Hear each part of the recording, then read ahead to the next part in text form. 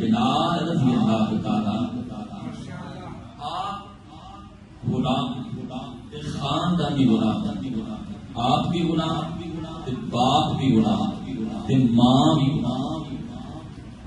طریقہ کی یہ دیکھتے کس طرح حضرت بلال حبشی کی بولی اتنی تھوڑی لگتی ہے، اتنی تھوڑی لگتی ہے کہ جڑے دوسرے غلام نے انہاں نوں غلاماں وچ کھڑیا کر کے ویچیا جاندا ہے، پر حضرت بلال نوں اونٹاں تے پیٹاں وچ کھڑیا کر کے لیتا ہے۔ حضرت بلال حبشی کو عبداللہ بن جدعان یہ مکے دا بڑا رئیس ہے، بڑا مالدار باپ ہے، تھوڑے جے پیسے دے کے خرید لیا۔ ہن جڑے ویلے بلال حبشی رضی اللہ تعالی خرید لیا تے آکھیا تیری ڈیوٹی ہے تو کنے اونٹ چاری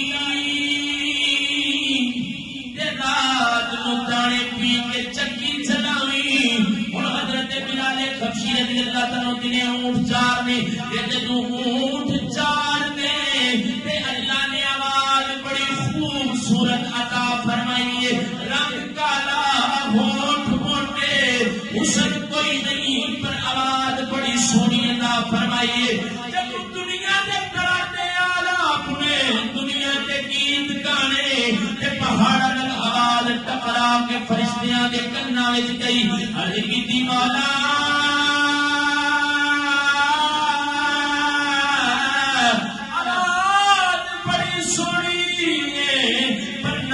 دنیا دے بول دے رب کائنات فرمایا فرشتے